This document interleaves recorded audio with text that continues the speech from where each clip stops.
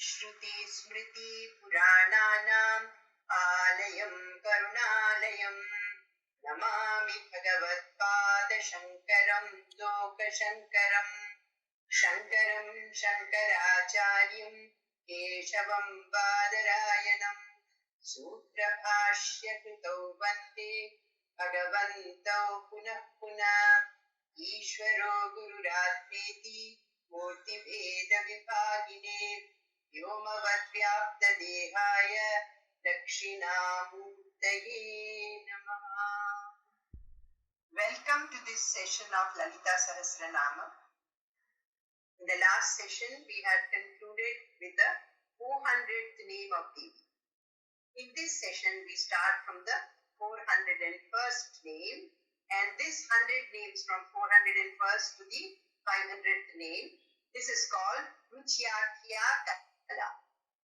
So, after the Jwalini Kala, we are starting the Ruchyakhya Kala, the next 100 names of Devi. It starts with Vividhakara. We had stopped at Vyapini, Vividhakara. You see, she is expressing herself in different forms in this creation. That is why she is Vividha Akara, different forms. All these are Devi's forms. The next name is Vidya, Avidya, Swaroopini. She is both the Swabhava or the nature of Vidya as well as Avidya. Here we must understand that the word Vidya is not referring to Brahma Vidya. It's not the final Vidya, because we have a pramana or proof from Ishavasya Upanishad where Vidya refers to Upasana. Upasana is also karma, but the difference is Upasana is a mental karma or meditation. And that is called as Vidya in Ishavasya Upanishad. And Avidya is the karma kanda, that is the prayer that one does externally with hands and speech, etc. Therefore, both are said to be leading not to the final goal, as we understand from Ishavasya Upanishad. So, Vidya refers to Upasana, the mental karma, Manasika karma. And Avidya refers to the karma kanda, where you use the speech, body and everything to do the prayer. So, both do not lead you to the final. However, both Vidya and Avidya have the Swaroopa of Devi herself. Although, finally these both, by doing this, by getting Chitta Shuddhi, one will be able to attain the final Parameswari. The next name is Mahakamesha Nayana Kumuda Klada Kaumudi. Here the word Kaumudi has two different meanings. One is it refers to the full moon of the Kartik Masa, the Sharat Purnima, or what is called the autumnal moon. It's very pleasant. She is like that to Mahakameshwara. He finds her something like so soothing as the full moon of Kartika Masa. But Kaumud also means running after worldly pleasures. And worldly pleasures are always mixed with Sukha and Dukkha. So one who goes to Mahakameshwar, he gets enlightened and gets away from this Kaumuda, that is the worldly pleasures. The next name is Bhaktahardha Tamo Veda Bhanumat Bhanu Santati. See, she is like the sun's rays which remove the tamas, the darkness, the ignorance in the hearts of the bhaktas and devotees. So, she removes their ignorance. Shivaduti. About this name, literally it means that she is a messenger of Shiva. But for this there is no pramana. The pramana is the other way round. That in Markandeya Purana we understand that she sent Shiva as the messenger to the two demons, Shumbha and Nishumba. That is why in the sacred place of Pushkara in Rajasthan, she is called Shivaduti. Shivaradhya. We have earlier also studied this, that she is worshipped by Shiva. So she is Shivaradhya. See Shivamurti, because the Shiva and Shakti are the same. See Shivankari, that means he provides all auspicious things, Mangala. He does auspicious things for her devotees. Shiva Priya, she is adored by Shiva. Shiva Para, she gives the Para or the Brahma Jnana to all her devotees. Shishteshta. See, Shishta means those who are following dharmic actions. We have talked of Sadachara, that means they follow the Shastra and do the dharmic actions. And Shishta is the dharmic action by which she is worshipped. Therefore, Shishteshta, those people who are able to control their senses are called Shishta, and she is worshipped by the Shishtas. Shishta Puja, she is worshipped by the wise or the Vidwans. Apramega, she is limitless, infinite. Another meaning is A stands for Brahma and Vishnu, and Prameya, that which cannot be measured. So therefore, she is infinite. Swaprakasha, self-luminous. This is very, very important. Actually, all the light, luminosity comes from the Atma Jyoti. That is, the Atma within us is self-luminous, and that is Devi. Therefore, she is Swaprakasha. Mano Vacham Agochara. She is beyond word and speech. See here, in Taittiriya Upanishad, Aprapya Manasa Saha, it is said that she cannot be understood through the mind. However, in another place in the Upanishads, it comes that Manasevanu Drashtabhya. She can only be understood by the mind. They look to be contradictory. However, they are not contradictory because it means, Shankaracharya ji explains to us, that in a pure mind she can be understood, or the Atma can be seen in a pure mind. That means where there is no attachment, raga, dvesha, aversion, nothing. That is, the mind is very pure. When does the mind become pure? After years of nishkama karma, the phala, the result is the chitta shuddhi. That is, the mind becomes pure. In such a mind, she, Devi, who is also our own Atma, can see. But in a mind which is not pure, which is dirty, which has got all the worldly senses in it, in that mind she cannot be seen. That is why she is Mano Vacham Agochara, not beyond the word and speech. Next name is Chit Shakti. She is Chiti Shakti. Now, Chit means actually in Sanskrit comparison. However, here the Chit Shakti is that which removes all ignorance. It is, the next name also tells that Chetana Rupa is Chit Shakti Chetana Rupa. Means she is the one who gives Chaitanya to everything. Actually, what happens? The Atma is in the innermost heart recess of ours, and the nearest to this Atma is Buddhi. Because Atma is self-luminous, the light of the Atma is reflected in the Buddhi. Only then Buddhi is able to function. Similarly, that light reflects in the mind. Only then mind is able to function. Similarly, when this light reflects in the various senses and the body, then only they are able to function. And this is because of the grace of Devi. So, the Chetana, see, Chaitanya is the self-luminous Devi, and the light that gets reflected on these various parts is called Chetana. So, Chaitanya, from that, the Chetana Rupa. The next three names are also very, very important. Gayatri, Yakriti, Sandhya. This Gayatri is a Chandas, prosody, meter, which has 24 aksharas. Now, there is a story about this, that once Brahmaji wanted to do a yajna in this sacred place of Pushkara. You know that for doing any yajna, one needs one's wife nearby. And the wife of Brahmaji, Savitri, Sadhvi sent word to her because she had gone out with her friends. But Savitri said, I shall come after some time along with my friends. Now this made Brahmaji very angry. He wanted to do the yajna then and there. Vishnuji was there near him.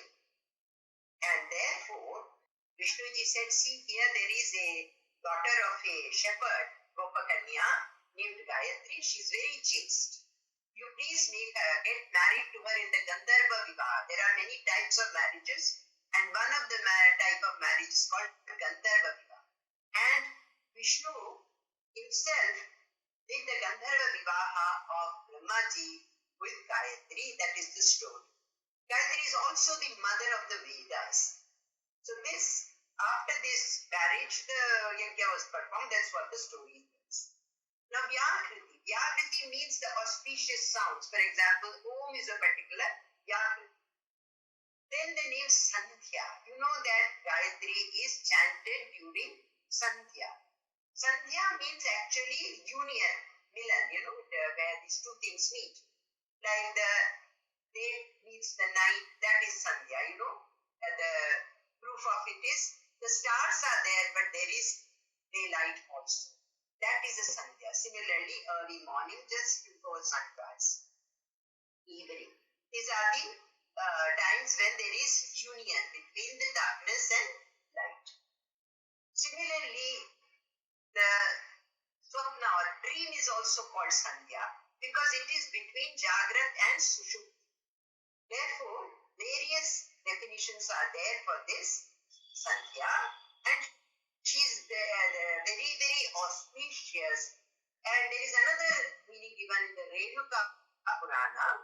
We have these three nadis, Ida, Pingala, and Sushupta. Ida nadi represents Kali Devi. Pingala represents Lakshmi Devi.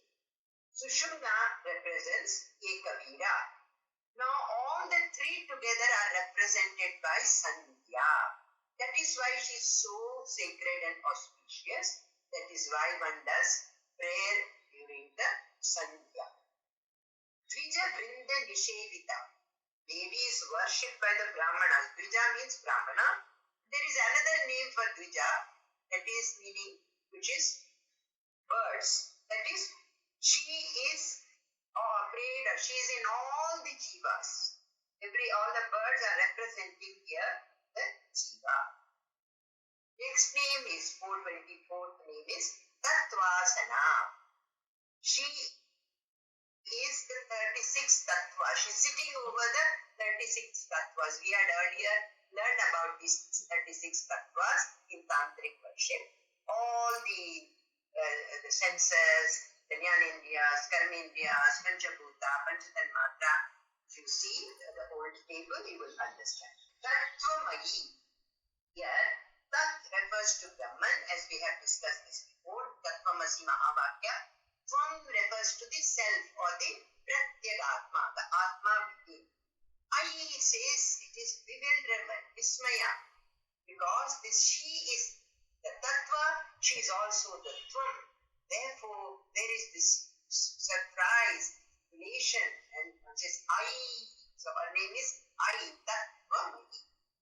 The next name is also very, very important. Panchakoshantarasthitha. Panchakoshantarasthitha.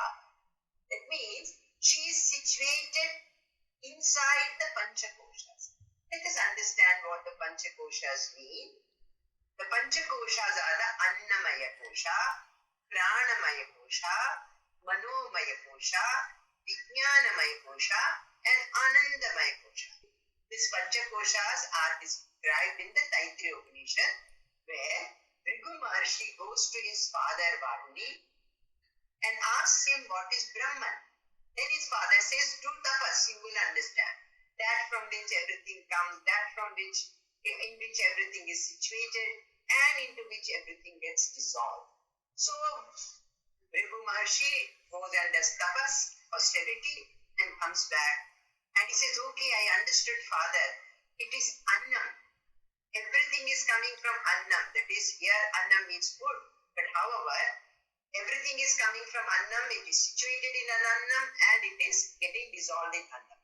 Here, that is the Annamaya kosha. So his father says, no, no, no. This is not the final. This is only referring to the physical gross body. So the Annamaya kosha is the gross body. And when we are thinking of ourselves in ignorance, we think I am this physical or gross body. At that time, I become the Annamaya Atma. So, if I identify myself with the Annamaya kosha, I become the Annamaya Atma. However, we understand that this cannot function without prana. That means all activities depend on prana. And when we do activity, if we falsely identify ourselves with the prana, we are identifying with the pranamaya kosha, which is inside the Annamaya kosha. You can imagine the concentric circles. These are called sheaths. So one after another, inside you are going. So from the Annamaya kosha to the pranamaya kosha, then manomaya kosha. That is, I am the one who is thinking and doing sankalpa. When I identify with that, I become the manomaya atma, which is in the manomaya kosha. That is also binding me. Further inside is the buddhi or the vijnanamaya kosha. And further inside is the anandamaya kosha. And finally, when Raghu Maharshi finally comes and tells his father about Anandamaya, then his father says it's not the final, but you have reached very close. Now think, where is this Ananda coming from? It is coming from Brahman, and Devi is Brahman. Therefore, she is situated inside, in the innermost recesses of our being, that is inside the Annamaya, Pranamaya, Manomaya, and Vijnanamaya kosha. She is situated, therefore she is called Panchakoshantarasthitha. Nisima Mahima. Her Mahima, her greatness has no limit, it is limitless. Nitya Yauvana. There is no question of decay in her. She is always young. There is nothing like old age. She is not affected by the Shad Vikara, that is birth, growth, decay, and death, etc. Mother Shalini. She is always happy. Mother Gurni Tarattakshi. Because she is having excessive happiness, her eyes are red. You know, even in Vishnu Sahasranamam we have Lalita. So she is got red eyes. Mother Patalaganda. Her cheeks are rosy. Chandana Dravidangi. Her body is smeared with sandal paste. Champeya Kusumapriya. She loves the champa flower. Kushala. She is so skillful, which is seen in her creation. All the creation are because of her very skillful nature. Komalakara is very chaste and with Maryada. Her Swaroopa is full of Maryada. Kurukulla. She is the Adhishtatri of Kula. You know, this word Kula we have discussed in Tantra. It refers to the small hole in the Mooladhara. It is called Kula Kunda. So all the next name, Kuleshwari. She is the Triloka Swamini. Kula Kundalaya.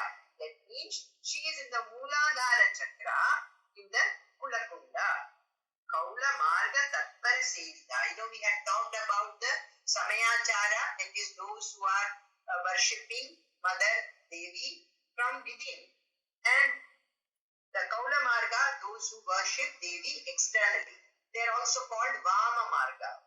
So, she is worshipped by the Kaula Marga, and therefore she likes them.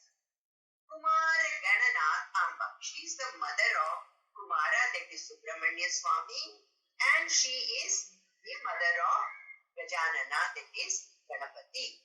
Therefore she is called Kumara Gananath Amba. Kumara Gananatha Amba. Now the next few names are describing the Swaroopa of Devi. That is Tushti. She is contentment. She is always content. Pushti. She is full of nourishment. She nourishes her devotees. Matihi. She is intelligence. Pritihi. She is fortitude. You know, she is full of courage. Shanti. is tranquil. Swastimati, here she is ever true, always she is true. Kanti, this is effulgent, full of glow. She's a Ichha Shakti. Nandini, see Nandini is a cow which belongs to the family of the cow Kamadhenu. That means which Kamadhenu could fulfill all the desires. Vignanashini, she is the destroyer of obstacles. Tejovati, she is full of tejas, that is effulgence and splendor. Therefore, those who worship her will also develop these qualities of Tushti, Mati, Dhriti, Shanti, Swasti, Kanti and Vignanashini. Now, she is Trinayana. What do these three eyes represent? Naya in Sanskrit means to lead. These three eyes can be understood as leading us. Well, that is the three fires. Surya, that is sun, Chandra, that is moon, Agni, that is fire. Again, she is the three pramana, the three proofs. What are the pramanas? Pratyaksha pramana, direct perception. Anumana pramana, that is inference. And Shabda pramana, which refers to verbal testimony. She is all these three proofs.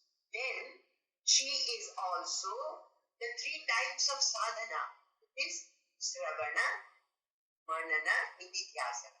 The first stage, what does one do? One listens to the scripture, Shastra. And then one does Manana. One thinks about, constantly trying to understand with various logic. Then Nididhyasana. Once one has understood everything, one is doing dhyana, meditation on it. So she is also Sravana, Manana, Nididhyasana. She is also the one who leads you to the three paths. That is the path to Brahma, that is Parabrahman, the path to the northern world. Northern world is a higher world. If you do good karma, you go to the northern worlds, to Uttarayana. And if you do papa or sins, you go to the lower worlds, which is the Dakshina.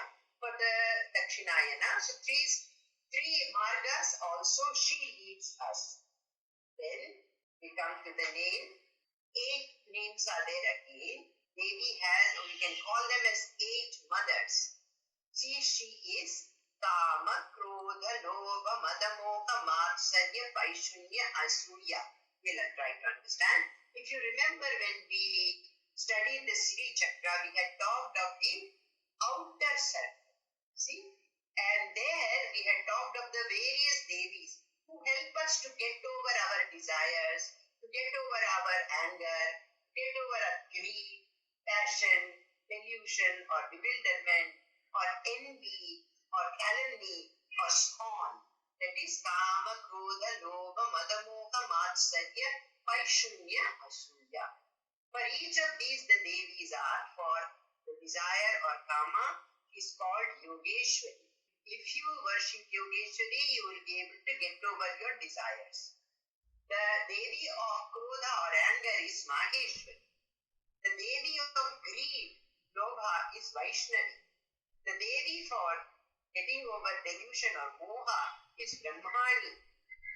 Matsarya, the Devi who helps us to get over Matsarya is Kalyani.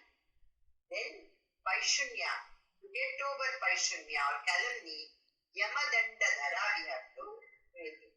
Asuya or scorn, that goes, you pray to Varaha.